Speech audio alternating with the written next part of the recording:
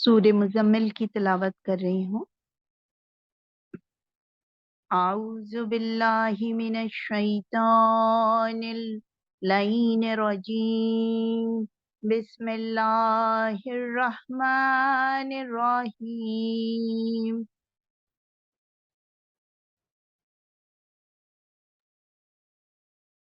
یا ایھا المزمل قم اللیل الا قلیلا نصفه او انقص منه قلیلا او زد علیہ ورتل القرآن ترتیلا ان سنلقی علیک قولا ثقیلا ان ناشئة اللیل ہی اشد وزا واقوم قیلا ان لک فی النہار سبحا طویلا واذکر اسم ربک وتبتل الیہ تبتیلا رب المشرق والمغرب لا الہ الا هو فاتخذہ وکیلا واصبر على ما يقولون واهجرهم هجرا جميلا صدق اللہ العلی العظیم۔ اللہم صلی علی محمد وآل محمد وعجل فرجہم۔ مولا کی سلامتی کی دعا پڑھیں گے۔ بسم اللہ الرحمن الرحیم۔ اللہم کل ولیک الحجۃ ابن الحسن صلواتک علیہ وعلی آبائہ فی ہذہ الساعة وفی کل ساعة ولیا وحافظا وقائدا وناصرا ودلیلا معینا حتی تسکنہ ارضک طوعا وتمتعہ فیہا طویلا برحمتک یا ارحم الراحمین۔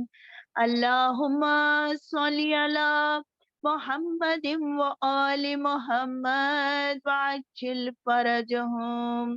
اللہم صلی علی محمد وآل محمد وعجل فرجہم۔ اللہم صلی علی محمد وآل محمد وعجل فرجہم۔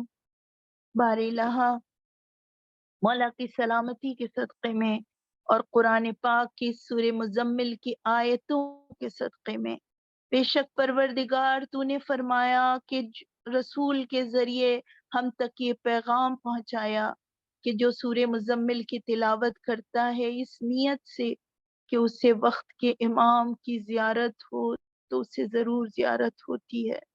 پروردگارہ آج کی شب ایک بہت ہی عاشور سے کم نہیں ہے، آج کی شب عاشور سے کم نہیں ہے آج کی رات۔ پروردگارہ ہم اپنے امام کو تہنیت پیش کرتے ہیں، پروردگارہ ان کو پرسہ پیش کرتے ہیں، شہزادی کونین کو پرسہ پیش کرتے ہیں، اور پروردگارہ ان کے صدقے میں ہم اپنے ایمان، اپنے علم، اپنے عمل کی بلندی چاہتے ہیں۔ پروردگارہ ان کے صدقے میں، وقت کے امام کے صدقے میں اور امام رضا علیہ السلام کے صدقے میں، پروردگارہ ہم اب تیری رحمت مانگتے ہیں، تو ہمارے امام کے ظہور میں تعجیل فرما، ہم سب کو ان کے انصار و اعوان میں شمار ہونے کی توفیق عنایت فرما۔ یا رب العالمین بیماروں کو شفاء کاملہ اور عاجلہ عطا فرما۔ یا رب العالمین امام کی سلامتی کے صدقے میں ہمارے چاہے حالات کیسے بھی ہوں ہمارے ایمان کی سلامتی مانگتے ہیں۔ پروردگار سارے مومنین و مومنات کے بچوں کی ایمان کی سلامتی اور صراط مستقیم پہ ثابت قدم رہنے کی دعا کرتے ہیں پروردگار، بس مولا کے صدقے میں، 8ویں امام کے صدقے میں پروردگارا ہماری دعاؤں کو درجے مقبولیت عطا فرما. ربنا تقبل منا انك انت السميع العليم. اللهم صل على محمد وآل محمد وعجل فرجهم. اللهم صل على محمد وآل محمد وعجل فرجهم. اللهم صل على محمد وآل محمد وعجل فرجهم. اب میں اپنی عزیز بہن ناز فاطمہ سے گزارش کروں گی کہ وہ آئیں اور بارگاہ شہزادی کونین میں اپنا کلام پیش کریں، اپنا سلام پیش کریں. السلام علیکم، میری آواز آ رہی ہے؟ وعلیکم السلام ورحمۃ اللہ وبرکاتہ. ہاں بہن، آپ کی آواز آ رہی ہے. بسم اللہ الرحمن الرحیم. صلوات صلی اللہ محمد محمد وآل وآل محمد وعجل فرجهم. وہ نقش انما ہے امام علی رضا، تصویر حلطاں ہے امام علی رضا. جب تک رہے گا مکتب تدریس حق کھلا، تاثیر کل کوفہ ہے امام علی رضا. نائب یہ 8ویں ہیں مسیحائے کائنات، نائب یہ 8ویں ہیں مسیحائے کائنات. ہر درد کی دوا ہے امام علی رضا. تکفیر کی زباں پہ تالے لگا دیے، تکفیر کی زباں پہ تالے لگا دیے. ایمان کی صدا ہے امام علی رضا. جو بھی خلوص دل سے اطاعت شعور ہے، جو بھی خلوص دل سے اطاعت شعور ہے، ان سب کے پیشوا ہیں امام علی رضا. حاجت روائے خلق خدا ضامن نجات، حاجت روائے خلق خدا ضامن نجات. فرزند مصطفیٰ ہیں امام علی رضا. حکم نے زہر دے کے کیا آپ کو شہید، حکم نے زہر دے کے کیا آپ کو شہید. مظلوم اشقیاء ہیں امام علی رضا، مظلوم اشقیاء ہیں امام علی رضا. صلوات. اللہم صل علی محمد وآل محمد وعجل فرجهم. بے شک ہر درد کی دوا ہے امام علی رضا. بار الہا امام کے صدقے میں، ان کی غربت کے صدقے میں پروردگار سبھی مومنات کے درد کو دور کر دے. پروردگار سب کو سکون قلب عطا کر. پروردگار اب میں گزارش کروں گی اپنی بہن مریم حیدر صاحبہ سے کہ وہ آئیں اور اپنا سلام اور مناجات بارگاہ شہزادی کونین میں پیش کریں. جزاک اللہ بہن مریم حیدر بہن. وعلیکم السلام ورحمۃ اللہ. اے ولی مشہد، اے شاہ خراسان، اے ولی مشہد، اے شاہ خراسان. آپ ہیں مشکل کشا ضامن آہو رضا. آپ ہیں مشکل کشا ضامن آہو رضا. آپ کے در پہ جو بھی آتا ہے، اپنے دل کی مراد پاتا ہے. ہم کو مشہد سے مل گیا کیا کیا، ہم کو مشہد سے مل گیا کیا کیا. آپ ہیں مشکل کشا ضامن آہو رضا.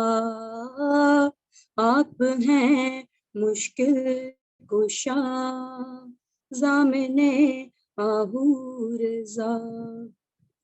تیرے در کے سوا کہاں جاؤں، اپنی مشکل میں کس کو بتلاؤں، دو جہاں میں نہیں کوئی میرا، دو جہاں میں نہیں کوئی میرا، آپ ہیں مشکل کشا ضامن آہو رضا، بے سہاروں کو اپنا در بخشا، علم و حکمت کا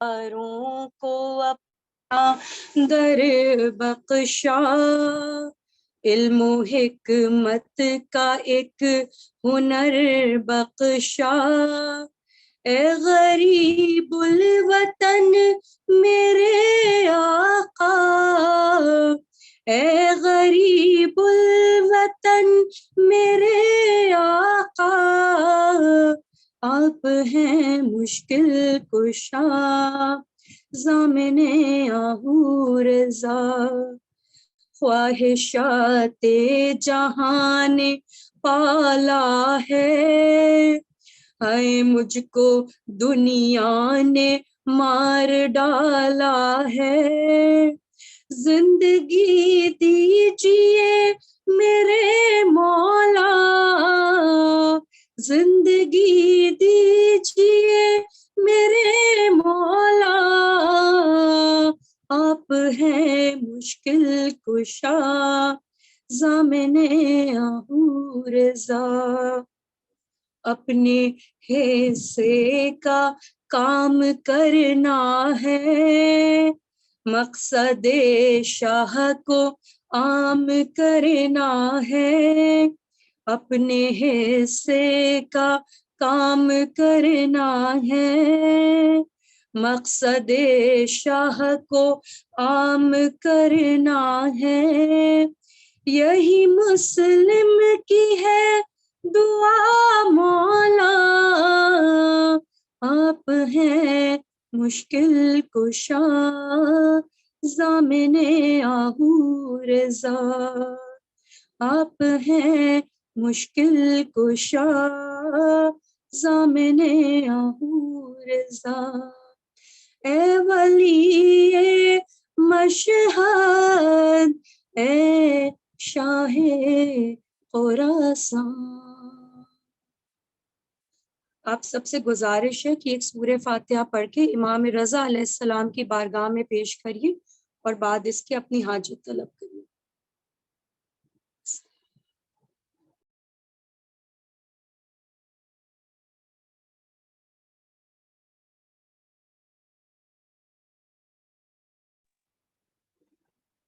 مامون نے جب شاہ خراساں کو بلایا،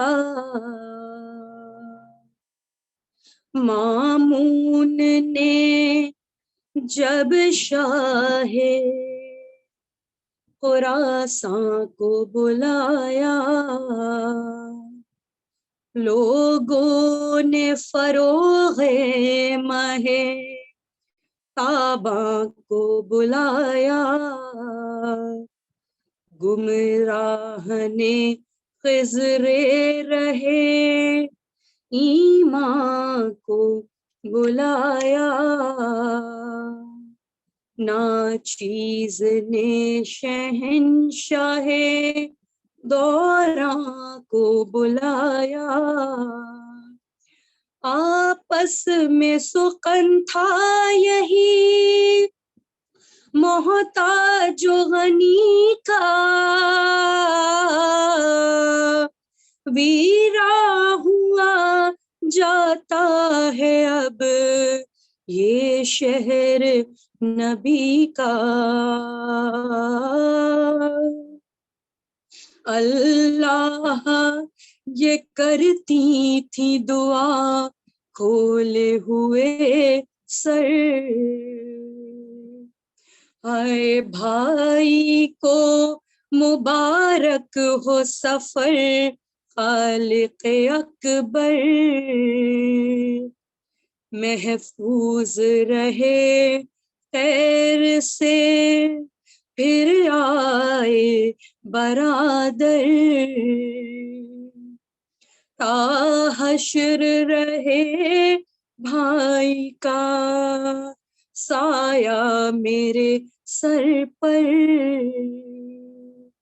نور نظر حیدر و زہرا کو بچانا،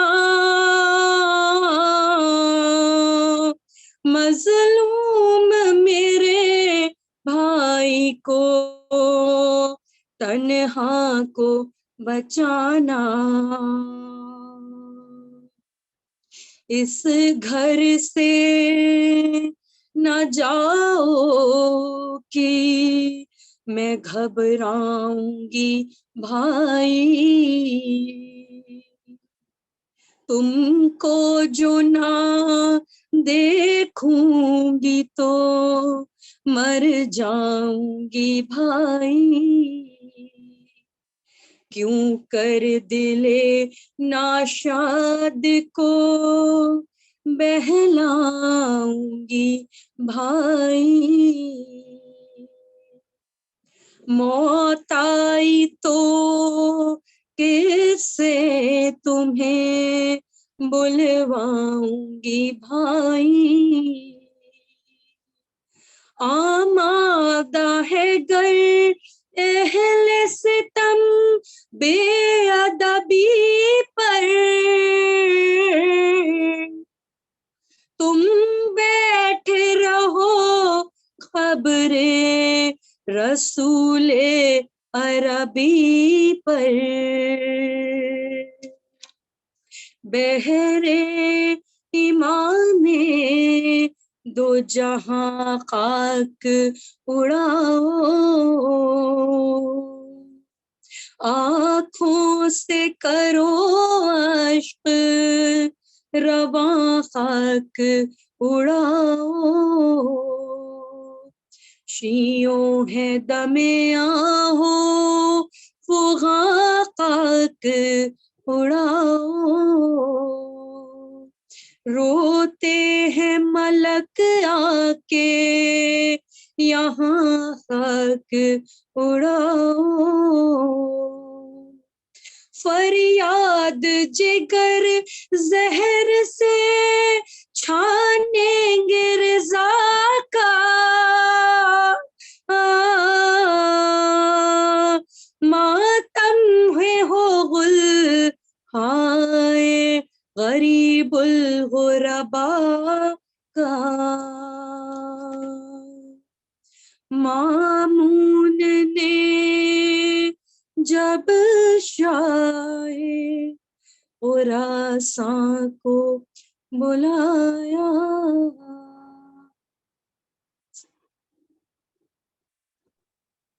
جزاک اللہ مریم بہن.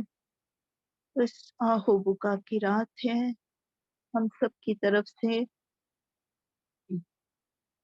عرصہ پیش کریں گی ہماری بہت ہی عزیز ذاکرہ عاصمہ زینب صاحبہ، بارگاہ رسول خدا میں، بارگاہ مولائے کائنات اور بی بی سیدہ سلام اللہ علیہا میں. اور میں ان کو بلانے سے پہلے ایک بار گزارش کروں گی اپنی آسیہ زیدی بہن سے کہ وہ حدیث کے بعد فوراً نوحہ شروع کر دیں گی. اور اب میں گزارش کروں، آپ سب سے گزارش کرتی ہوں کہ ایک صلوات کے ساتھ ذاکرہ کا استقبال کریں اور ان کے صحت و سلامتی کے لیے بآواز درود و سلام. اللہم صلی علی محمد وآل محمد وعجل فرجہم. جی ذاکرہ عاصمہ زینب صاحبہ آئیں اور مجلس کو خطاب کریں. الحمدللہ. جی سلام علیکم.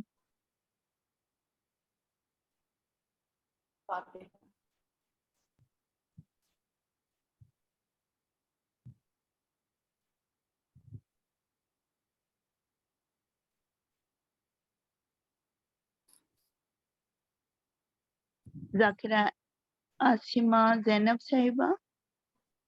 اعوذ باللہ من الشیطان اللعین الرجیم بسم اللہ الرحمن الرحیم الحمد للہ رب العالمین والصلاة والسلام علی سید الانبیاء والمرسلین سیدنا ونبینا وشفیع المذنبین ابو القاسم محمد صلوات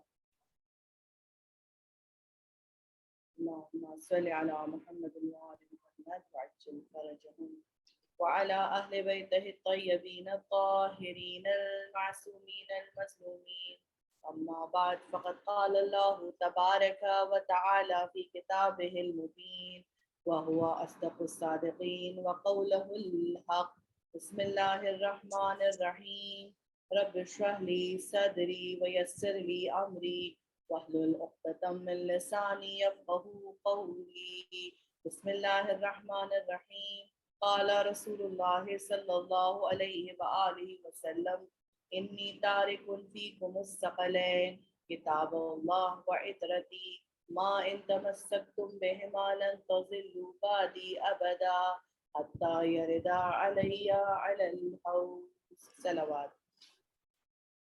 علی محمد وآل محمد وعجل فرجہ. معزز سامعین سے درخواست ہے کہ اگر سامعین میں سے چند لوگ بھی اپنا کیمرہ آن کر دیں تو پڑھنے والے کو آسانی ہوتی ہے. صرف اپنا ہی چہرہ دکھ رہا ہوتا ہے تو بہت مشکل ہوتی ہے کہ گفتگو کو آگے بڑھایا جائے، کیونکہ لوگوں کے ایکسپریشنز کو دیکھ کر، لوگوں کے چہرے کو دیکھ کر اندازہ بھی ہوتا ہے کہ وہ اپنی بات کو پہنچا پا رہے ہیں کہ نہیں پہنچا پا رہے. تو اگر 2-4 لوگ بھی کیمرہ آن کر لیں گے تو اس سے کافی آسانی ہو جائے گی گفتگو کرنے میں. بہت بہت شکریہ، جزاک اللہ جزاک اللہ. میں نے جس حدیث کا آپ کے سامنے ذکر کیا، آواز میری لو ہے، آپ سیکنڈ یہاں تو اسپیکر تو فل پہ ہے میرا. نہیں، آواز تو کلیئر ہے. اچھا اچھا. جس حدیث کا ذکر میں نے آپ کی خدمت میں کیا ہے، یہ حدیث ثقلین کے نام سے مشہور ہے، جس میں رسول خدا ارشاد فرما رہے ہیں کہ میں تمہارے درمیان 2 قیمتی چیزیں چھوڑ کر جا رہا ہوں، یا 2 بھاری چیزیں چھوڑ کر جا رہا ہوں. ثقل اور ثقل میں فرق ہے، چاہے ثقل پڑھے چاہے ثقل پڑھے، دونوں اعتبار سے یا تو بھاری یا پھر قیمتی چیز تمہارے درمیان چھوڑ کے جا رہا ہوں. ایک کتاب خدا ہے اور دوسرے میرے اہل بیت ہیں. جب تک ان سے وابستہ رہو گے کبھی گمراہ نہ ہوگے، یہاں تک کہ یہ حوض کوثر پر مجھ سے آ کر ملاقات کریں گے. یہ جو حدیث ہے یہ پورشن ہے ایک بہت لمبے خطبے کا، ایک بہت ہی طویل خطبہ ہے جو غدیر خم کے موقع پر رسول اسلام نے دیا تھا. اس کا یہ ایک چھوٹا سا پارٹ ہے، اس کا یہ ایک چھوٹا سا حصہ ہے. ایک سے میں پنکھا بند کروا دیتی ہوں، پنکھا بند کر کے آواز شاید جا نہیں رہی ہے.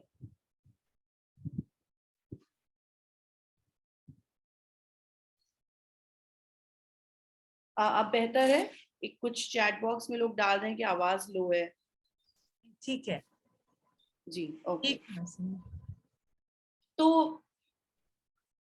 اس حدیث میں رسول خدا ارشاد فرما رہے ہیں کہ دنیا کی کامیابی اور دنیا کی ترقی جو ہے وہ اہل بیت اور قرآن دونوں کے ساتھ حاصل ہوگی. جب تک ہم دونوں سے وابستہ نہیں ہوں گے، جب تک ہم دونوں سے نہیں جڑیں گے، تب تک ہم کامیابی کو حاصل نہیں کر سکتے ہیں. رسول خدا جو یہ یونیک ایک عظیم پیغام لے کر دنیا میں آئے تھے. نہیں آ رہی ہے. میرے خیال سے آواز بہت کلیئر آ رہی ہے. آپ لوگ اپنا آڈیو چیک کریے گا.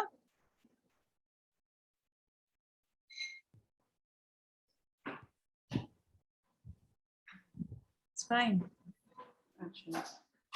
تو رسول جو پیغام لے کر آئے تھے وہ بہت ہی اس وقت اس زمانے میں بہت ہی یونیک پیغام تھا، بہت ہی امیزنگ پیغام تھا، بہت ہی عظیم پیغام تھا جس کو وہ لے کر آئے تھے. لیکن مشکل یہ تھی کہ جو پیغام وہ لے کر آئے تھے وہ اس وقت کی پریکٹسز، اس وقت جو لوگ عمل انجام دے رہے تھے اس سے بہت مختلف تھا. ایسا نہیں کہ یعنی 1,24,000 انبیاء اس سے پہلے بھیجے جا چکے تھے، جناب آدم سے لے کر ختمی مرتبہ تک نبی آ چکے تھے، اس کے باوجود کیا ہوتا تھا کہ ایک نبی آیا، اس کے درمیان دوسرے نبی کے آنے تک یعنی لوگوں میں کیا ہوتا تھا کہ نبی کی بات کو سنتے تھے، سمجھتے تھے، اس کے باوجود اس کی پیروی نہیں کرتے تھے یا نبیوں کو قتل کر دیا کرتے تھے، اس طرح ان کے پیغام کو فراموش کر دیتے تھے. یہاں تک کہ جب جناب موسیٰ کوہ طور پر گئے کہ اللہ کا پیغام توریت لے کر آئیں، اور ان کو 40 دن کا کہہ کے گئے تھے، لیکن ان کو 10 دن اللہ نے ایکسٹرا روک لیا، 10 دن روک لیا. ان 10 دنوں کے درمیان لوگوں نے کیا کیا کہ ایک بچڑا تیار کیا، اس کی پوجا کرنا شروع کر دی اور اس کی عبادت اور اس کی پرستش کرنا شروع کر دی. صرف 10 دن جناب موسیٰ کو آنے میں دیر لگی، وقت لگا، اور لوگوں نے ان کے بتائے ہوئے پیغام کو بھلا دیا. ان کے بھائی ہارون کہتے رہے، سمجھاتے رہے کہ یہ غلط ہے، تم غلط کر رہے ہو، ایسا مت کرو، لیکن لوگوں نے ان کی بات کو نہیں مانا. تو ایسا نہیں ہے کہ اس سے پہلے نبی نہیں آئے تھے یا حق نہیں بتایا تھا، لیکن نبیوں نے حق بتایا، لوگوں نے اس کو بھلا دیا اور فراموش کر دیا. اب جب رسول خدا تشریف لائے ہیں تو ماحول یہ ہے کہ وہ جو بھی میسج دینا چاہتے ہیں، جو ان کا میسج ہے، سوسائٹی کی پریکٹسز اس کے بالکل اگینسٹ ہیں، اس کے بالکل خلاف ہیں. وہ کہتے ہیں کہ اللہ ایک ہے، اور اس وقت خود خانہ کعبہ میں 360 بت رکھے ہوئے تھے. وہ کہتے تھے کہ بیٹی کی عزت کرو، بیٹی سے محبت کرو، عورت کی رسپیکٹ کرو، اور وہ سماج ایسا تھا جس میں عورت خریدی، بیچی اور استعمال کی جاتی تھی، اس کی کوئی حیثیت، کوئی وقت، کوئی قیمت نہیں ہوا کرتی تھی اس دور میں. ظاہر سی بات ہے جب رسول خدا نے یہ پیغام پیش کیا تو اس کی بہت زیادہ مخالفت ہوئی، اس کے اگینسٹ لوگ بولے، اس کے خلاف کھڑے ہو گئے، اور رسول خدا کو انتہائی اذیتیں دی گئیں، انتہائی طریقے سے پریشان کیا گیا. اور آپ کو یہ جان کر حیرت ہوگی کہ ہر طریقے سے رسول خدا کو پریشان کر کے ان کے میسج سے روکا گیا. وہ سماج جس میں دنیا کی کوئی ایسی برائی نہیں تھی جو موجود نہ رہی ہو، جوا، شراب، دھوکہ دینا، قتل و غارت، لوٹ مار، آپ بس نام لیجئے اور ہر برائی اس دور میں موجود تھی. اب جب رسول خدا یہ پیغام کہہ رہے ہیں کہ یہ سب چھوڑ دو، جو لوگ چھوٹی چھوٹی باتوں پر قتل کر دیتے ہیں ان سے کہہ رہے معاف کر دو. انہیں معاف کرنے کا کانسیپٹ ہی نہیں پتا کہ معاف کیسے کیا جاتا ہے. ان سے کہا جا رہا ہے کہ بیٹی کی عزت کرو، وہ تو بیٹی کو زندہ دفن کر دیتے ہیں. تو اب انہوں نے کیا شروع کیا؟ ظاہر سی بات ہے آپ نے دیکھا ہوگا کہ جہاں پر بہت سے گروپ لوگوں کا موجود ہو اور جو آپس میں متفق ہو اور ایک پوائنٹ پر گفتگو کر رہا ہو، اگر آپ اس کے مخالف بات کریں تو لوگ آپ پہ ہی چڑھ بیٹھیں گے کہ آپ کیسے کہہ سکتی ہیں، یہ کیسے ممکن ہے، نہیں ایسا تو نہیں ہوتا ہے، ایسا تو ویسا تو نہیں ہوتا ہے. وہ بالکل آپ پر چڑھ بیٹھیں گے، سننے کو تیار نہیں ہوں گے. جب رسول خدا نے ان کے کانسیپٹ، ان کے آئیڈیالوجی کے مخالف بات کی تو انہوں نے رسول کو بدنام کرنا شروع کر دیا. یہاں تک کہ رسول خدا کو جادوگر کہا گیا، شاعر کہا گیا کہ شاعروں کا تو مزاج ہی ہوتا ہے عجیب عجیب طرح کی باتیں بنانے کا، طرح طرح کی باتیں بنانے کا. تو رسول خدا پر اس طرح کے الزامات لگائے جانے لگے، آپ کا مذاق اڑایا جاتا تھا تاکہ آپ کی بات کی کوئی اہمیت نہ رہ جائے. جس کو لوگ مسخرہ سمجھتے ہیں، بہت مذاقیہ سمجھتے ہیں، اس کی بات کی کوئی اہمیت نہیں رہتی نا، اس کو ایک دم کوئی اس کی عزت نہیں ہوتی. جس کی عزت نہیں اس کی بات کی اہمیت نہیں. اس کے بعد آپ کا سوشل بائیکاٹ کیا گیا، اکنامیکل بائیکاٹ کیا گیا. کہاں آپ کو 3 سال تک شیب ابی طالب میں رسول خدا کو رہنا پڑا. آپ سے تمام طرح کے، آپ کو ایک میں ہلکا سا خاکہ دینا چاہ رہی ہوں تاکہ جو بات میں کہنے والی ہوں اس کے بعد اس کی اہمیت کا اظہار ہو سکے. کہ آپ کا اکنامیکل اور سوشل بائیکاٹ کیا گیا کہ آپ سے کسی قسم کا کوئی تعلق نہیں رکھا جائے گا. 3 سال تک شیب ابی طالب میں رسول خدا کو محصور رکھا گیا. جن تکلیفوں سے گزرے، یہی وہ دور تھے جس کے آخر میں جناب خدیجہ کی شہادت ہوئی ہے. جناب خدیجہ ان تکلیفوں کو برداشت کر کے اتنی کمزور اور اتنی مریض ہو گئیں کہ جس کے بعد ان کی وفات ہو گئی. اس کے بعد آپ کو مائیگریٹ کرنے پر یعنی ہجرت کرنے پر مجبور کر دیا گیا. ایسی سچویشن آ گئی کہ رسول خدا کو یہ اندازہ ہو گیا کہ اب مکے میں رہنا خطرے سے خالی نہیں ہے. مکے میں رہنا یعنی آپ کی زندگی کے لیے حکم الہی ہوا، اللہ کا حکم آیا کہ ہجرت کرو. رسول خدا نے مکے سے مدینے ہجرت کر دی. یہ ایک آپ تصور کیجئے کہ ایک میں نے چھوٹا سا خاکہ کیجئے. آپ سچویشن آپ سوچئے، ایک چھوٹے سے 2 واقعات آپ کی خدمت میں پیش کروں گی، اس سے آپ کو اندازہ ہو جائے گا کہ لوگوں کی سوچ کیسی تھی، مینٹالٹی کیسی تھی. رسول خدا ایک مرتبہ راستے سے گزر رہے تھے کہ ایک بوڑھی عورت اپنا سامان لے کر جا رہی تھی، وزنی سامان لیے ہوئے تھی. تو ایک نوجوان کو دیکھا جو اس کے پاس سے گزرا. اس نے کہا کہ اگر آپ کہیے تو میں آپ کی مدد کر دوں. اس نے نوجوان کو دیکھا اور کہا کہ ہاں ظاہر سی بات اس کا وزن زیادہ تھا. اس نے کہا ٹھیک ہے میری مدد کر دو. اس نوجوان نے وزن لے لیا. راستے بھر دونوں, وہ بوڑھی عورت اور وہ نوجوان آپس میں گفتگو کرتے ہوئے جا رہے تھے. جب وہ گھر پہنچی اور اس کا سامان اس نوجوان نے اس کے گھر میں رکھ دیا, تو اس کے بعد وہ عورت کہتی کہ بیٹا میں تم سے بہت خوش ہوں اور تم بہت ہی نیک انسان ہو, اس لیے میں تمہیں ایک نصیحت کرنا چاہتی ہوں. تو اس نوجوان نے کہا کہ بتائیے آپ مجھے کیا نصیحت کرنا چاہتی ہیں. تو وہ کہتی ہے کہ میں تمہیں یہ نصیحت کرنا چاہتی ہوں کہ آج کل محمد نام کا ایک جادوگر آیا ہوا ہے, وہ لوگوں کے دل و دماغ پر جادو کر دیا کرتا ہے, تم اس سے دور رہنا. تو وہ نوجوان مسکراتا ہے اور مسکرا کے کہتا ہے کہ وہ محمد میں ہی ہوں. اور وہ اتنا اخلاق رسول سے متاثر ہوتی ہے, اتنا متاثر ہوتی ہے کہ اسلام قبول کر لیتی ہے. صلوات بر محمد و آل محمد. اللهم صل على محمد وآل محمد. آپ نے بارہا وہ واقعہ سنا ہوگا کہ عورت جو رسول خدا پر کوڑا پھینکا کرتی تھی, کتنا ان کے سر پہ کوڑا پھینکا کرتی تھی, اور اس کے بعد جب وہ بیمار ہو گئی اس نے کوڑا نہیں پھینکا. رسول خدا اس کی عیادت کو گئے تو سمجھی کہ شاید برا بھلا کہنے کے لیے آئے ہیں, شاید مجھے اب اذیت دینے کے لیے آئے ہیں کیونکہ اب میرے پاس طاقت نہیں رہ گئی جس میں تو مجھ پر بدلہ لے رہے ہیں. لیکن جب رسول کا اخلاق دیکھا اور رسول کا رویہ دیکھا تو انتہائی متاثر ہوئی. اس طرح اگر کوئی یہ سمجھتا ہے کہ اسلام کو تلوار کے زور سے پھیلایا گیا, تو تلوار کے زور سے کسی چیز میں اتنی طاقت نہیں کہ لوگوں کے دلوں کو اس طرح سے قابو میں کر لے, لوگوں کے دل و دماغ پر اس طرح سے چھا جائے. تو رسول خدا نے اپنی محنت, اپنی محبت, اپنے اخلاق, اپنے کردار سے اسلام کو دنیا میں پھیلایا. اب تصور کیجئے کہ رسول اسلام اس دنیا سے رخصت ہو رہے ہیں, تو کیا بے یار و مددگار اس دین کو چھوڑ کر چلے جائیں؟ ہم دنیا میں ایک چھوٹی سی بھی پراپرٹی بناتے ہیں, ہم نے ایک چھوٹا سا گھر بنایا, تھوڑا سا بینک بیلنس اکٹھا کیا, ذرا سا روپے پیسے ہمارے پاس آ گئے, تو ہماری جان حلق میں اٹکی ہوتی ہے کہ بلا وجہ کہیں ایرے غیرے کے ہاتھ نہ لگ جائے. یہ جو میرا مال ہے, میری جو پراپرٹی ہے, یہ میری اولاد تک پہنچے یا میں کسی کو اس کا وارث بنا کر جاؤں. ہم چھوڑ نہیں دیتے اپنی پراپرٹی کو ایسے ہی. ذرا سا بھی زمین کا ٹکڑا ہو, دیکھیے کہ انسان کس طرح اس کے لیے بے قرار ہوتا ہے کہ کہیں کسی کی غلط کے ہاتھ میں نہ چلا جائے. تو کیسے ممکن تھا کہ رسول خدا اپنے جانے سے پہلے اس دین کے لیے کہ جس کے لیے اتنی قربانیاں دی ہوں, اتنی مشکلات کا سامنا کیا ہو, اتنی مصیبتوں کا سامنا کیا ہو, اس کو ایسے ہی لاوارث چھوڑ کر چلے جائیں کہ جس کا جو دل چاہے کرتا پھرے, جس کی جو مرضی وہ کرتا پھرے. تو کیا کیا رسول خدا نے؟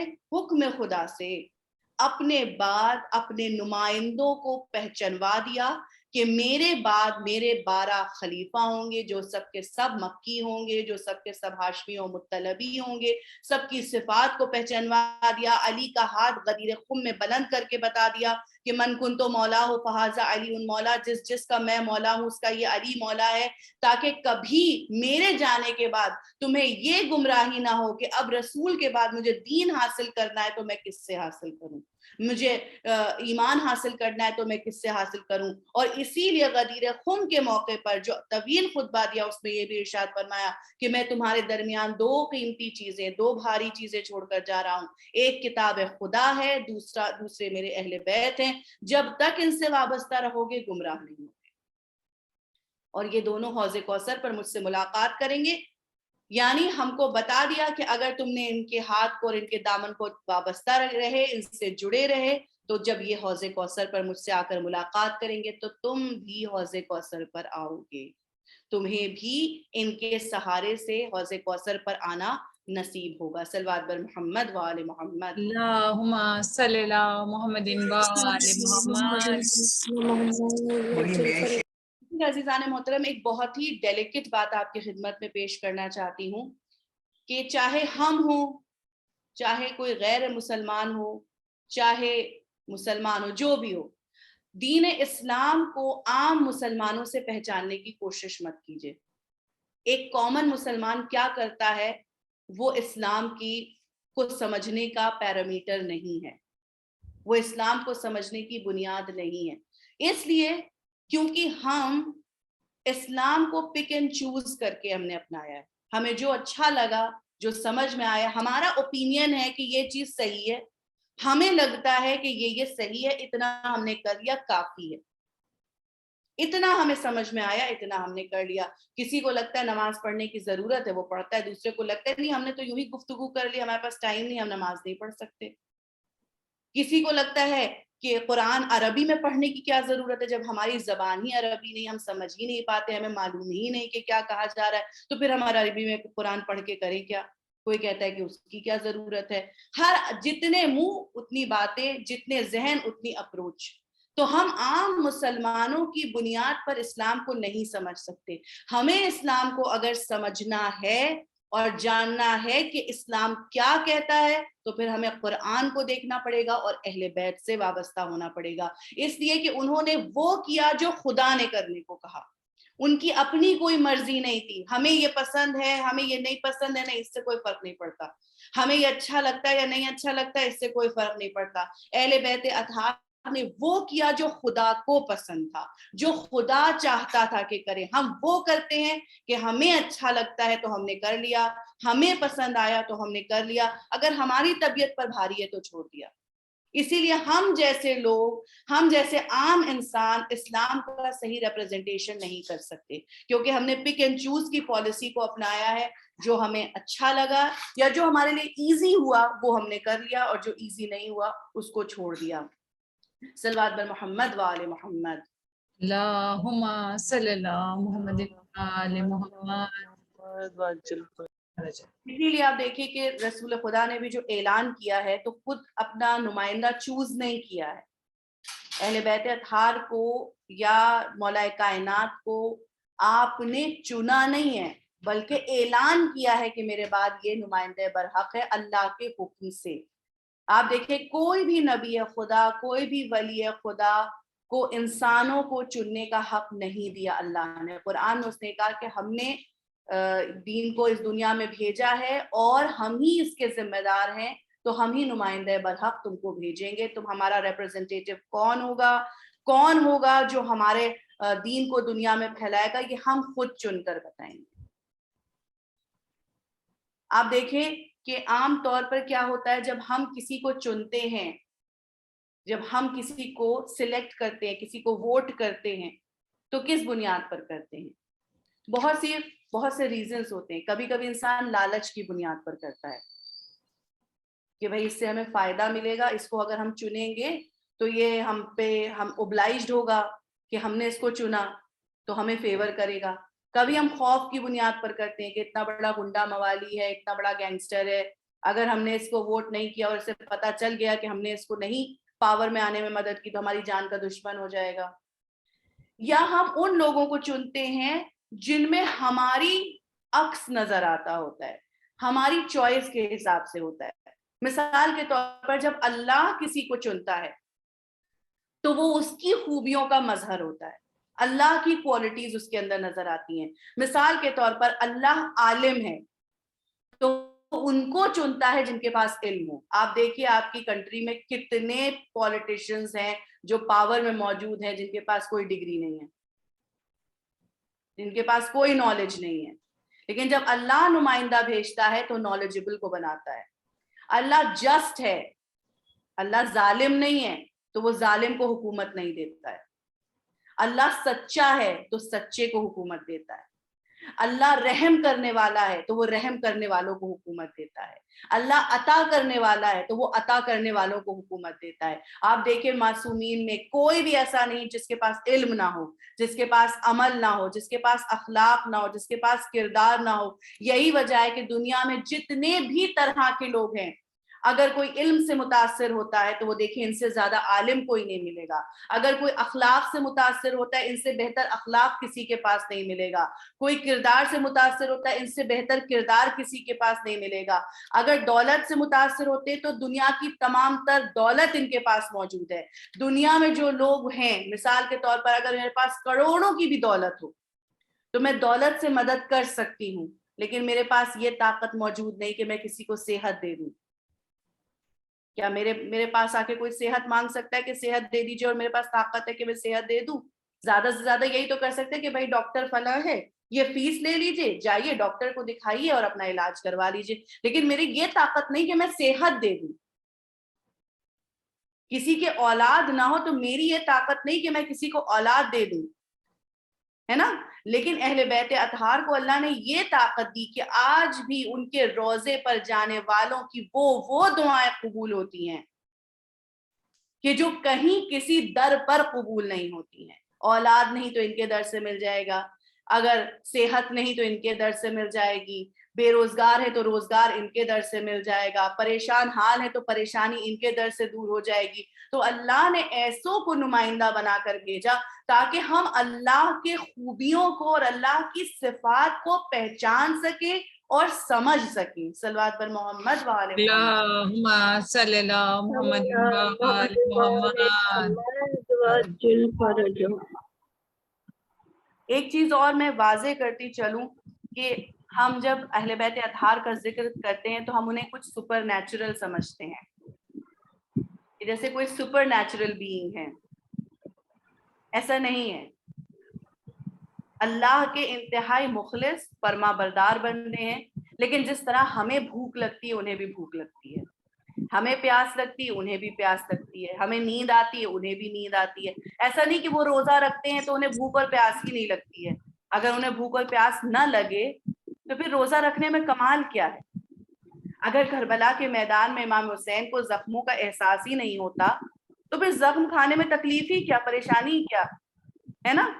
اس کا مطلب یہ ہے کہ ان کو بھی ہماری طرح احساسات ہوتے ہیں. ان میں اور ہم میں فرق کیا ہے؟ ان میں اور ہم میں فرق یہ ہے کہ ہم اللہ کو تو مانتے ہیں لیکن اللہ کی نہیں مانتے. وہ اللہ کو بھی مانتے ہیں اور اللہ کی بھی مانتے ہیں. بہت اچھا. آپ دیکھیں کہ کسی نے امام سے پوچھا کہ مولا آپ گناہ کیوں نہیں کرتے ہیں, کیا وجہ ہے کہ آپ گناہ نہیں کرتے ہیں, کیسے آپ اپنے آپ کو گناہوں سے روک لیتے ہیں؟ امام نے فرمایا نالی دیکھ رہے ہو, اس میں غلاظت, اس میں گندگی بہ رہی ہے, اس میں ہاتھ ڈالو گے؟ کہا نہیں مولا بہت گندا ہے. کیسے ہاتھ ڈال دوں, بہت غلیظ ہے, بہت گندا ہے. تو امام کہتے ہیں کہ اسی طرح ہمیں گناہوں کی غلاظت کا احساس ہے کہ کتنے غلیظ اور کتنے گندے ہیں, اس لیے ہم اس میں ہاتھ نہیں ڈالتے. اگر ہمیں معلوم ہو کہ کہیں پہ کھلے ہوئے بجلی کے تار ہیں, ہم کبھی اس میں ہاتھ لگائیں گے؟ کبھی ہاتھ نہیں لگائیں گے, کیونکہ ہم جانتے ہیں کہ ہاتھ لگایا اور چپک گئے. ہم گناہوں کی گندگی اور غلاظت کا احساس ہی نہیں رکھتے, اور اللہ کی محبت سچے معنوں میں ہمارے دل میں موجود نہیں ہوتی. جس سے ہم محبت کرتے اس کو ناراض نہیں کرنا چاہتے نا, اس کو خفا نہیں کرنا چاہتے. اگر ہم اللہ سے سچی محبت کرتے ہوں تو کیا کبھی اللہ کو ناراض کرنا چاہیں گے, اللہ کو خفا کرنا چاہیں گے؟ کبھی ہم چاہیں گے کہ ہمارا رب ہماری طرف سے اپنا رخ پھیر لے؟ کبھی نہیں چاہیں گے. نہ ہم گناہوں کی غلاظت سے واقف ہیں, نہ ہم اللہ سے سچی محبت رکھتے ہیں. اور اہل بیت اطہار وہ ہیں کہ جن کے لیے خداوند کریم سے زیادہ نہ کوئی ذات اہم ہے. اپنے آپ کو جس طریقے سے انہوں نے نیست و نابود کر دیا اور اللہ کی راہ میں زندگی گزار کر دکھائی. آپ دیکھیں کہ کیسے کیسے لوگ ہیں جو یاد رکھتے ہیں. ہم سمجھتے ہیں کہ ہم مولا کے چاہنے والے ہیں. مولا کے چاہنے والے تو دنیا کے کونے کونے میں, آپ دیکھیں صوفی ہیں, ملنگ ہیں, جو غیر مسلمان ہیں, وہ تک کہ نان مسلمز تک اہل بیت کے عاشق ہیں. ایک عیسائی کا واقعہ ملتا ہے کہ اس نے ایک کتاب لکھی مولا کائنات کی زندگی کے اوپر, اور اتنی بہترین کتاب لکھی ہے جس کا نام ہے The Voice of Human Justice. اس نے کتاب لکھی مولا کائنات کے اوپر, اور اس نے لکھا کہ دنیا کے خوش نصیب ترین انسان کا نام علی ابن ابی طالب ہے, کہ جن کے سینے میں علم کے سمندر موجیں مار رہے تھے. لیکن بد نصیب ترین انسان بھی علی ہیں کہ کوئی اس علم کا فائدہ اٹھانے والا موجود نہیں تھا, کوئی نہیں تھا جو اس علم کا فائدہ اٹھاتا. مولا کائنات کے اوپر اس نے یہ کتاب لکھی, وہ مسلمانوں کے پاس لے کر گیا, اس نے کہا کہ میں یہ کتاب چھاپنا چاہتا ہوں. کسی پبلیکیشن نے اس کی مدد نہیں کی. وہ پریشان حال ایک جگہ سے دوسری جگہ, دوسری جگہ سے تیسری جگہ جاتا رہا, یہاں تک کہ وہ چرچ میں آ کر بیٹھ گیا اور خاموش اور مزمحل اور پریشان تھا. کہ وہاں کا جو پادری تھا وہ اس کے پاس آیا اور اس نے کہا کہ کیا بات ہے کہ تم اتنے پریشان ہو؟ اس نے کہا کہ میں نے علی ابن ابی طالب کے اوپر ایک کتاب لکھی, میں مسلمانوں کے اتنی جگہوں پر گیا کہ کوئی اس کتاب کو چھاپ دے, لیکن کوئی چھاپنے کو تیار نہیں ہوا. اس عیسائی پادری نے کہا کہ لاؤ یہ کتاب ہمیں دو, ہم اس کو چھاپ دیتے ہیں, اور اس کے بعد جب یہ چھپ جائے گی، یہ بک جائے گی، اس تو جو پیسہ آئے گا اس سے تم ہمارا قرض ادا کر دینا۔ وہ بے انتہا خوش ہوا، سوچ بھی نہیں سکتا تھا کہ اس کو یہاں سے مدد مل جائے گی۔ بہرحال وہ کتاب چھپی اور کتاب ہاتھوں ہاتھ دی گئی، اور اس نے وہ پیسے جب واپس کرنے آیا تو اس پادری سے پوچھا کہ کیا بات ہے کہ جس کتاب کو چھاپنے کے لیے مسلمان میری مدد نہیں کر رہے تھے، آپ نے میری مدد کی۔ اس نے کہا کہ جب علی بن ابی طالب کا دور خلافت آیا تو ہم عیسائیوں کا گروہ علی بن ابی طالب کی خدمت میں گیا اور پوچھا کہ آپ کی حکومت میں ہماری کیا حیثیت ہوگی؟ تو انہوں نے کہا کہ تمہارے ساتھ کوئی ظلم نہیں کیا جائے گا، تمہارے ساتھ کوئی زیادتی نہیں کی جائے گی، لیکن ہمیں ان کی حکومت میں جو حقوق حاصل ہوئے، جو ہمیں رعایتیں حاصل ہوئیں، وہ ہمیں خود ہماری حکومتوں میں حاصل نہیں کی۔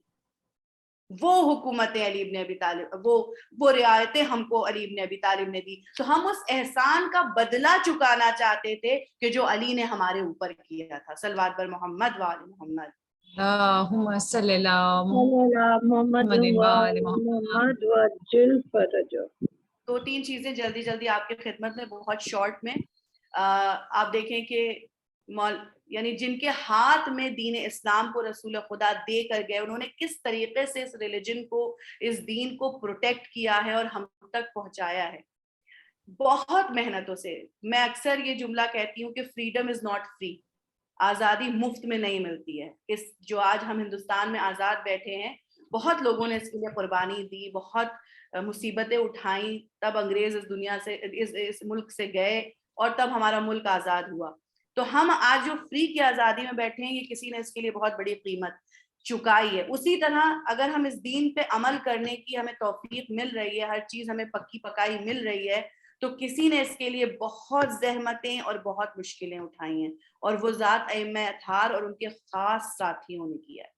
آپ دیکھیں کہ جب امام حسن کا دور آیا، کیونکہ امام حسن کی شہادت بھی بہت نزدیک ہے، امام حسن کا جب دور آیا، امام حسن نے انتہائی سخت وقت گزارا، صبر اور حلم اور بردباری کی انتہا کر دی امام حسن، یہاں تک کہ آپ نے صلح کرنے تک کی شرط کو منظور کیا۔ اور جب صلح نامہ آیا تو آپ دیکھیں امام حسن کی یعنی عقل اور شعور اور سمجھ کو دیکھیں کہ امام حسن نے جو پہلی شرط صلح نامہ پہ لکھی وہ یہ تھی کہ امیر شام جو ہے وہ قرآن و سنت پر عمل کرے گا۔ وہ یہ واضح کر دیا کہ قرآن و سنت پہ عمل نہیں ہو رہا ہے۔ شرط ہمیشہ وہی چیز ہوتی ہے جو میٹر آف ڈسپیوٹ ہوتا ہے، اسی کے اوپر شرطیں بنائی جاتی ہیں۔ میرے بابا علی پر سب کو شتم نہیں کیا جائے گا، ان پر لعنت نہیں کی جائے گی، وغیرہ وغیرہ، اس طرح کی تمام شرطیں لکھی گئی اور مسلمانوں میں صلح کروائی گئی تاکہ دین آگے بڑھے۔ یعنی امام حسن نے لوگوں کے درمیان ان پاپولر ہونا گوارا کر لیا۔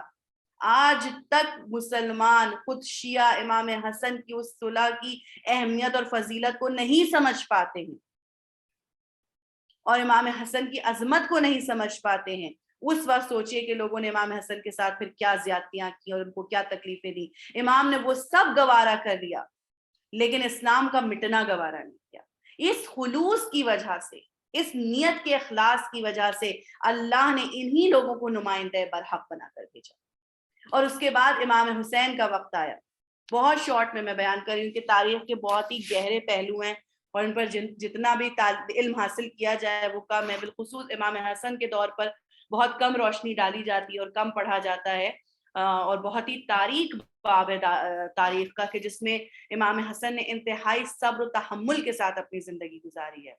اور کربلا جو تیار ہو کر ملی اور حسین کو 72 ساتھی مل سکے، یہ امام حسن کی کوششوں کا اور امام حسن کی محنتوں کا نتیجہ تھا کہ آپ نے وہ زمین تیار کر کے دی، وہ ماحول تیار کر کے دیا کہ امام حسین کو 72 ساتھی مل سکے۔ اور امام حسین نے اس مساوات کو، اس ہیومن یعنی جو انسانیت کا جو پیغام تھا، اسلام کا جو انسانیت سے بھرپور پیغام تھا، اس کے لیے وہ ثابت قدم ہو کر کھڑے ہو گئے۔ آپ بتائیے کہ کسی چیز پر اگر مثال کے طور پر کسی کا کوئی زمین کا ٹکڑا ہے، جیسے میں نے آپ سے پہلے بھی کہا کہ جس کی چیز ہوتی ہے وہ اس کے لیے وارث چھوڑ کر جاتا ہے۔ اگر کسی چیز پر کوئی ڈسپیوٹ ہو اور وہ چیز برباد ہونے لگے تو بے قرار کون ہوگا؟ جس کا وہ مال ہوگا۔ وہ واقعہ آپ نے مولا کائنات کا سنا ہے نا کہ جب ایک دو عورتوں کے درمیان ایک بچے کے لیے جھگڑا ہو رہا تھا اور دونوں کہہ رہی تھی کہ یہ میرا بچہ ہے، یہ میرا بچہ ہے. تو مولا کائنات نے کہا کہ اچھا اس بچے کو آدھا کر دو اور آدھا ایک ماں کو دے دو، آدھا دوسری ماں کو دے دو. تو جو ماں تھی وہ تڑپ گئی، اس نے کہا پورا دوسری کو دے دو، پورا دوسری عورت کو دے دو. تو مولا نے کہا کہ ماں یہی ہے، اس کو دے دو بچہ. تو لوگوں نے پوچھا آپ نے کیسے جانا کہ یہ ماں یہی ہے؟ تو کہا کہ جب میں نے بچے کو آدھا کرنے کی بات کی تو جو حقیقی ماں تھی وہ بے قرار ہو گئی اور بے چین ہو گئی. اسی طرح جس کی چیز ہوتی ہے، جس کا مال ہوتا ہے، جس کی پراپرٹی ہوتی ہے، جب اس کے اوپر وقت پڑتا ہے تو صاحب معاملہ ہی بے قرار ہوتا ہے. جب اسلام پر وقت پڑا، جب اسلام پر مصیبت آئی تو دیکھنا یہ کہ کون اسلام کو بچانے کے لیے آگے بڑھا. اس کا مطلب ذمہ دار وہی تھا اس کو بچانے کے لیے. جب اسلام پر وقت پڑا، یزید تخت خلافت پر بیٹھ گیا تو بچانے کے لیے حسین آگے بڑھے. کبھی حسن نے اپنی جان دی، کبھی حسین نے اپنی جان دی، کبھی علی بن الحسین آگے بڑھے، کبھی محمد باقر آگے بڑھے، کبھی جعفر صادق آگے بڑھے، کبھی موسیٰ کاظم آگے بڑھے علیہم السلام. ہماری جانیں قربان ہو جائیں اپنے اماموں کے اوپر کہ جب جب دین اسلام پر وقت پڑھا انہی لوگوں نے آگے بڑھ کر اپنی جان کی قربانی دے کر واضح کیا کہ دین اسلام کی ذمہ داری ہمارے کندھوں پر ہے. اور رسول کہہ چکے ہیں کہ جب تک ہم دونوں سے یعنی قرآن اور اہل بیت سے وابستہ نہیں ہوں گے تب تک کامیابی حاصل نہیں کر سکتے. یعنی جنت میں جانے کا ایک ہی ذریعہ ہے، ایک ہی طریقہ ہے، اور وہ ہے کہ قرآن اور اہل بیت سے اس طرح وابستہ ہو جائیں کہ کبھی ان کا ساتھ نہ چھوڑیں. اور تمسک کا لفظ استعمال کیا گیا ہے. انشاءاللہ کبھی اللہ نے زندگی دی اور موقع دیا تو ہم اس پر بھی گفتگو کریں گے. لیکن آج ہم ذکر کرنے کے لیے بیٹھے ہیں اپنے نبی برحق کے ذریعے پہچانوائے گئے ہوئے اپنے 8ویں امام علی ابن موسیٰ الرضا کے ذکر کرنے کے لیے کہ آج کی تاریخ آپ کی شہادت کی تاریخ ہے.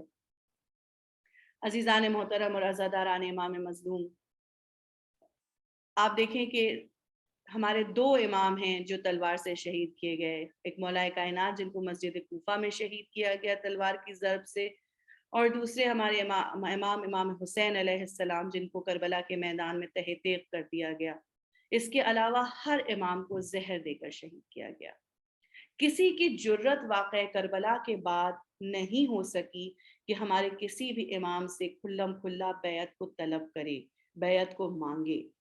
اس لیے جب امام کے وجود سے خطرہ، امام کے وجود سے خوف محسوس ہونے لگتا تھا تو یہ حکمران، یہ حکومت وقت جو ہوتی تھی وہ امام کو زہر دے کر اور امام کو سم پلا کر شہید کر دیا کرتی تھی، جو کہ ہمارے 8ویں امام علی ابن موسیٰ الرضا کے ساتھ بھی ہوا. ہم جب آپ کی زیارت پڑھتے ہیں تو آپ کو غریب الغربا کہہ کر مخاطب کرتے ہیں. کیوں غریب الغربا کہتے ہیں؟ عزیزان محترم، آپ غور کریں تو ہمارا یہ امام بہت مظلوم امام ہے. جو تکلیفیں، جو پریشانیاں، جو پریشرز ہمارے امام نے برداشت کی کوئی تصور نہیں کر سکتا اس کو. اور اس کے بعد آپ دیکھیں کہ جتنے امام بھی شہید ہوئے آج وہ تنہا نہیں ہے. ہر امام کے ساتھ ایک امام دفن ہے یا امام کی اولاد دفن ہے. نجف میں مولا نبیوں کے ساتھ دفن ہے. امام حسن کے ساتھ جنت البقیع میں ماں موجود ہے. امام حسین کے ساتھ علی اکبر اور عباس موجود ہیں. اون و محمد و قاسم موجود ہیں. جتنے امام ہیں سب کے ساتھ کوئی نہ کوئی ہے. لیکن یہ ہمارا امام 8واں امام ہے جو بالکل تنہا ہے. مشہد میں جس کی قبر تنہا ہے. اسی لیے آپ غریب الغربا ہے، اپنے وطن سے بہت دور، مدینے سے بہت دور دفن ہے. ہاں، زداران امام مظلوم، امام کو انگور میں زہر ملا کر دیا گیا. اور اس کے بعد جب امام مامون کے دربار سے اٹھنے لگے تو اس نے پوچھا کہ آپ کہاں جا رہے ہیں؟ تو فرماتے ہیں کہ جہاں تو نے بھیجا ہے وہیں جا رہا ہوں. امام پر زہر کی شدت بڑھنا شروع ہوئی. جب آپ گھر تشریف لائے تو آپ نے اپنے کام کرنے والوں سے، اپنے خدمتگاروں سے کہا کہ جو بستر بچھا ہوا ہے، جو قالین بچھا ہوا ہے وہ ہٹا دو. ہٹا دیا گیا. زمین کھردری ہو گئی. کھردری زمین پر امام رضا لیٹ گئے. احتضار کا عالم ہے، تکلیف کا عالم ہے. لوگ پوچھتے ہیں کہ مولا آپ اپنے آپ کو اتنی تکلیف کیوں دے رہے ہیں، آپ نرم بستر پر کیوں نہیں لیٹ جاتے؟ امام فرماتے ہیں کہ میں بھی اپنے جد حسین کی تکلیف کو محسوس کرنا چاہتا ہوں کہ جب میرا جد حسین گھوڑے سے زمین پر تشریف لایا، جسم میں اتنے زخم اور اتنے تیر پیوست تھے کہ سب زخم میں مٹی اور پتھر گھس رہے تھے اور ہم میرے جد کو تکلیف دے رہے تھے، میں بھی اس احتضار کے عالم میں لیٹ کر اس کنکر اور پتھر کے اوپر اپنے جد کی تکلیف کو محسوس کرنا چاہتا ہوں۔ ہمارا امام اس دنیا سے رخصت ہو گیا، زہر کی تکلیف کو برداشت کرتے کرتے رخصت ہو گیا۔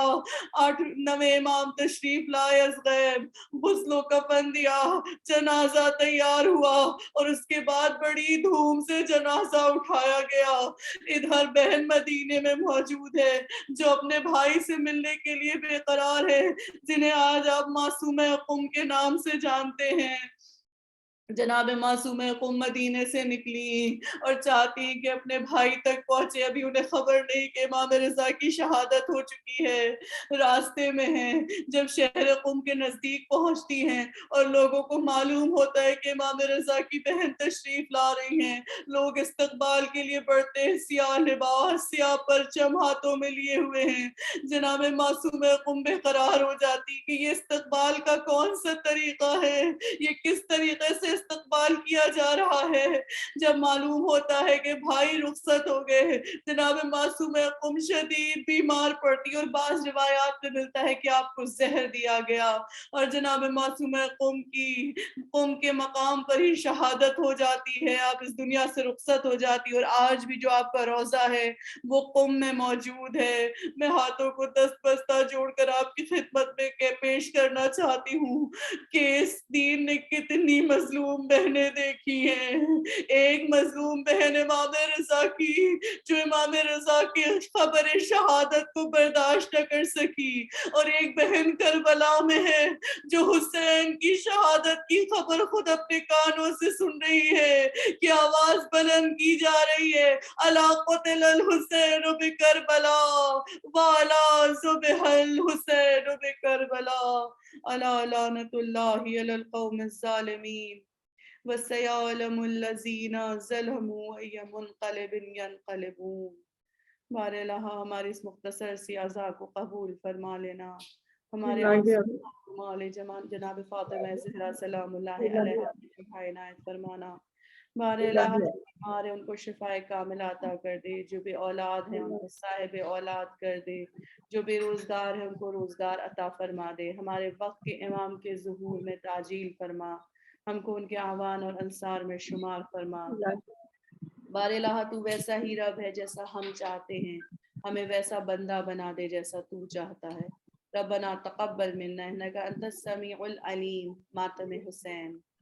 حسین حسین حسین حسین حسین حسین حسین حسین حسین بقی سے آئی ہے زہرا رضا کے لاشے پر، بطول پڑھتی ہیں نوحہ رضا کے لاشے پر، لحد کو چھوڑ کے آئی ہے شام سے ہائے، کہ رو رہی ہے سکینہ رضا کے لاشے پر، غریب توس کی غربت پہ رو رہا ہے فلک، فرشتے کرتے ہیں گریا رضا کے لاشے پر، وہ جس کا شام غریبا نے خون رلایا تھا، لہو کے اشک وہ رویا رضا کے لاشے پر، علی کی بیٹیاں رو رو کے دے رہی ہے صدا، نجف سے آئی ہے بابا رضا کے لاشے پر، رضا کو زیر کفن بھی ہے انتظار بہن، نہ آ سکے گی وہ دکھیا رضا کے لاشے پر، پھر آج خاک پہ بیٹھے ہے کربلا والے، ہے یاد آیا مدینہ رضا کے لاشے پر، وسیم حشر کا منظر دکھائی دیتا ہے شور آہو بکا کا رضا کے لاشے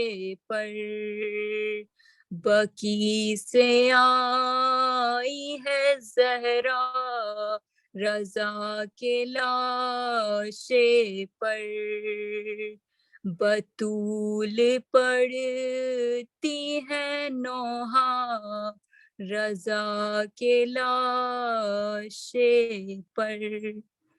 حسین حسین حسین یا حسین، حسین ہائے امام رضا باویلا صد باویلا، ہائے امام رضا باویلا صد باویلا، ہائے غریب الوطن باویلا صد باویلا، ہائے غریب الوطن باویلا صد باویلا، ہائے امام رضا باویلا صد باویلا، ہائے امام رضا باویلا صد باویلا، یا حسین یا حسین یا حسین یا حسین یا حسین یا حسین، اللہم صلی علی محمد و آل محمد وعجل وعجل فرجهم.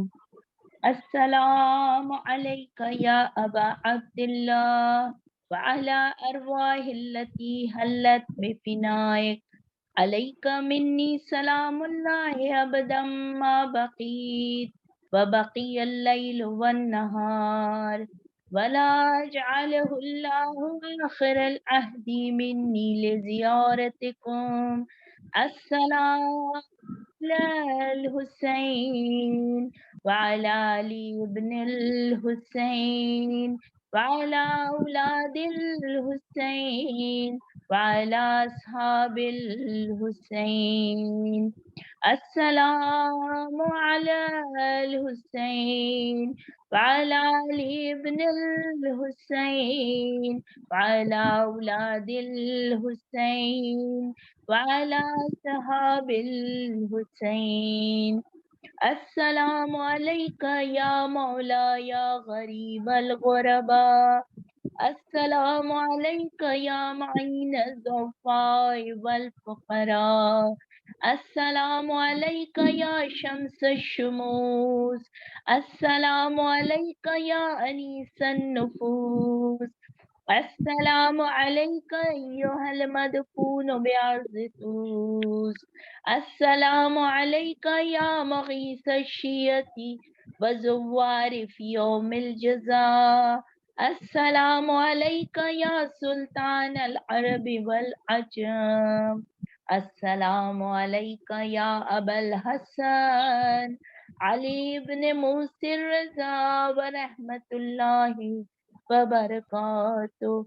السلام عليك يا صاحب العصر والزمان، السلام عليك يا خليفة الرحمن، السلام عليك يا إمام الإنس والجان، السلام عليك يا مظهر الإيمان، السلام علیکہ یا شریک القرآن، السلام علیکہ یا امام زماننا ھذا، عجل اللہ فرجک وسہل اللہ مخرجک، السلام علیکہ ورحمۃ اللہ وبرکاتہ۔ اللہم صلی علی محمد وآل محمد وعجل فرجهم۔ بسم اللہ الرحمن الرحیم، الہی عظم البلاء وبرح الخفا وانکشف الغطاء وانقطع الرجاء وضاقت الارض ومنعت السماء وانت المستعان الیک المشتقى وعلیک المؤول فی شدتی والرخاء۔ اللہم صلی علی محمد وآل محمد اولی الامر الذین فرض علینا طاعتهم، عرفتنا بذلک منزلتهم وفرج عنا بحقهم فرجا عاجلا قریبا کلمح البصر او هو اقرب، یا محمد یا علی یا علی یا محمد، اکفیانی فإنکما کافیان وانصرانی فإنکما ناصران، یا مولانا یا صاحب الزمان، الغوث الغوث الغوث، ادرکنی ادرکنی ادرکنی، اسفا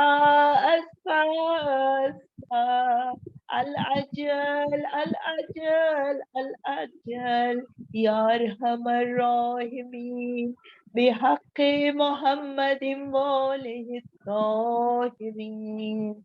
اللہم صلی علی محمد وآل محمد وعجل فرجهم، اللہم صلی علی محمد وآل محمد وعجل فرجهم، اللہم صلی علی محمد وآل محمد وعجل فرجهم۔ بار الہا، بس سبھی مومنین و مومنات کی پریشانیوں کو دور فرما، اس عبادت کو قبول فرما۔ پروردگارا، آج ہمارے وقت کے امام کی آنکھوں میں خون کے آنسو ہے۔ پروردگارا، پروردگارا ہم بہت گنہگار ہیں، لیکن ان کے جد کے غمگین، ان کے غم میں پروردگارا ہمارے آنسو کو ہمارے امام کی بارگاہ میں پیش کا موقع، پروردگارا قبولیت ہو۔ پیارے الہا، اس آنسو کو مولا قبول کرتے ہیں۔ یا رب العالمین، ہمارے وقت کے امام کے ظہور میں تاجیل فرما، ہم سب کو ان کے انصار و عباد میں شمار ہونے کی توفیق عنایت فرما۔ پروردگارا، سبھی مومنین و مومنات کے دلی حاجتوں کو برلا، ان کی پریشانیوں کو دور فرما، ان کے رزق میں، علم میں، ایمان میں سر اٹھا کر بلندی عطا کر۔ پروردگارا، پروردگارا ہمیں نیک اور صالح بننے کی، پروردگارا تیری اطاعت گزار بننے کی توفیق عنایت فرما۔ بارے الہا، اس مجلس کو جنہوں نے خطاب کیا، ہماری عزیز بہن عاصمہ زینب صاحبہ، جنہوں نے بہت ہی خوبصورت انداز میں، پروردگارا جنہوں نے بہت خوبصورتی کے ساتھ ہمارے ذہنوں کو متوجہ کیا اس عظیم کلام میں رسول اللہ کی طرف، پروردگارا انہیں اجر عظیم عطا کر، ان کی دلی حاجتوں کو برلا، ان کے والدین کو اپنی محبت کے سائے میں سلامت رکھ پروردگار، اور انہیں جزائے بہترین جزا سے نواز دے۔ پروردگار تو راضی ہو جا میرے محبوب، تو اپنی رضا تک پہنچنے کی توفیق عنایت فرما۔ یا ربنا تقبل منا انک انت السمیع العلیم۔ اب ہماری عزیز بہن ڈاکٹر سبوح رضوی صاحبہ جو सभी के क्वेश्चन आंसर जाकिरा तक पहुंचाएंगी और हम सबको उनके जवाब से हम सब फैज़याब होंगे इंशाल्लाह। वालेकुम और बहुत बहुत अस्सलाम बहुत ही खूबसूरत हदीस आसमा ने पढ़ी माशाल्लाह से। और आप लोग अक्सर जो मजलिस अटेंड कर रहे हैं उनके पास कुछ डाउट्स और कुछ क्वेश्चंस रहते थे, और मकसद हम लोगों का यही रहता है कि किस तरह से और जो अहले बैत की टीचिंग्स हैं वो कैसे हमारे लाइफ में आ सकें। तो अगर आप में से किसी को कोई क्वेश्चंस है तो आप चैट बॉक्स में डालें तो हम लोग डिस्कस कर सकते हैं।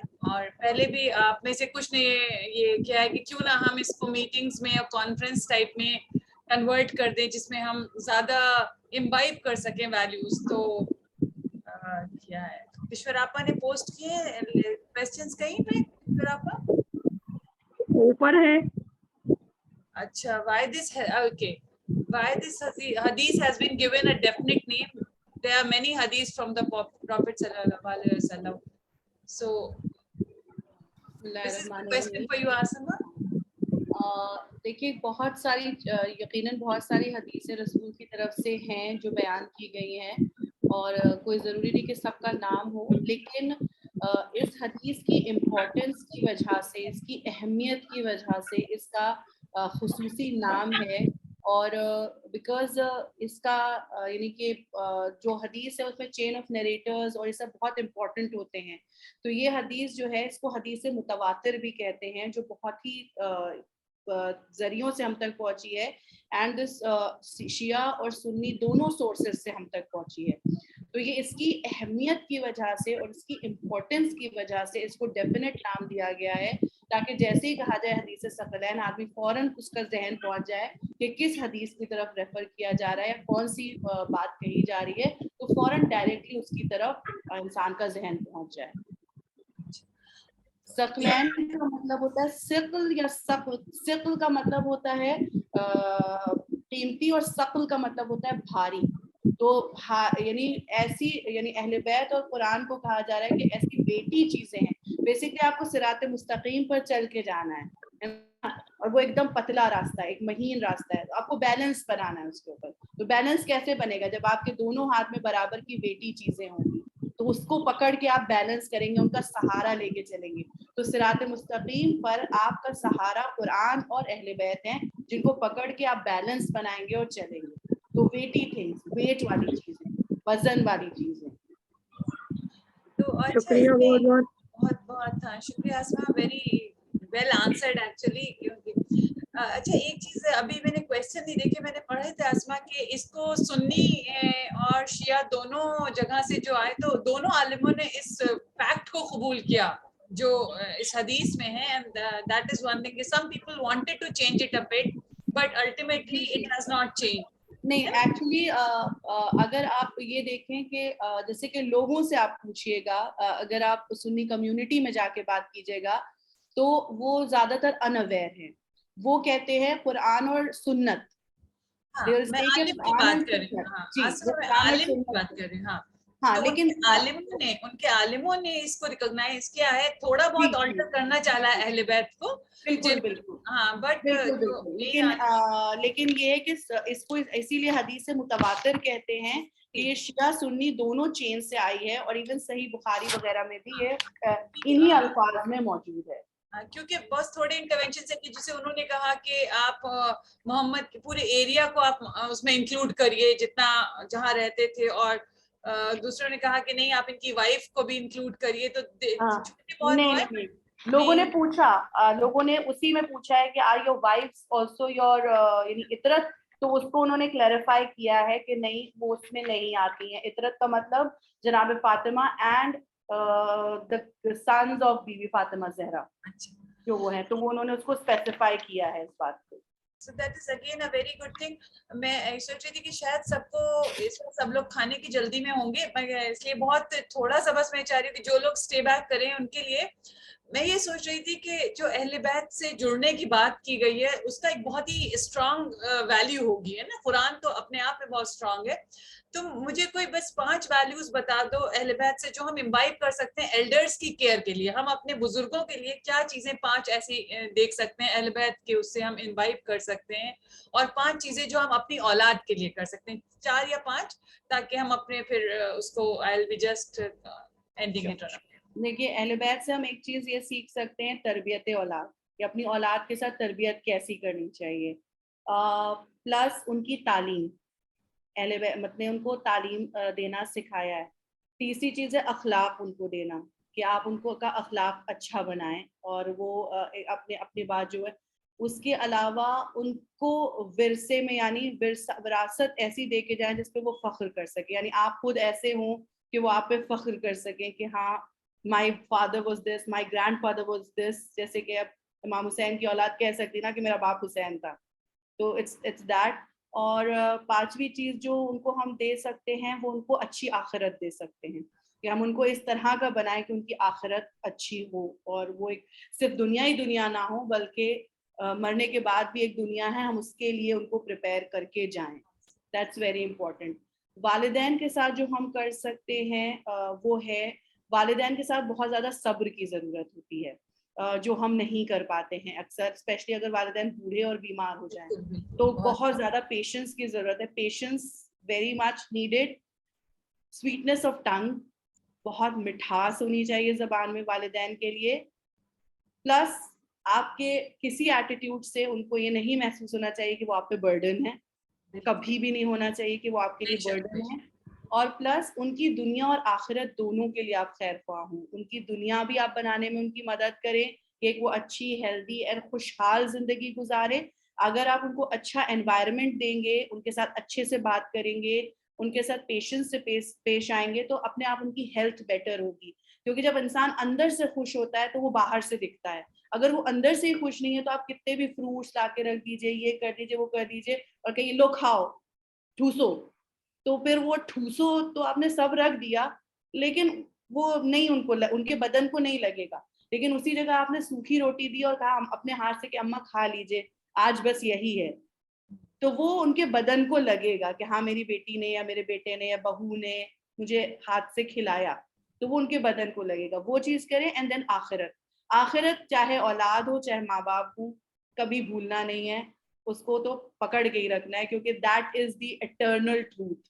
مطلب انفینٹی والا ٹروتھ ہے کہ انفائنائٹ ٹائم انسان کو وہاں گزارنا ہے, ایک لمبا وقت کبھی ختم نہ ہونے والا.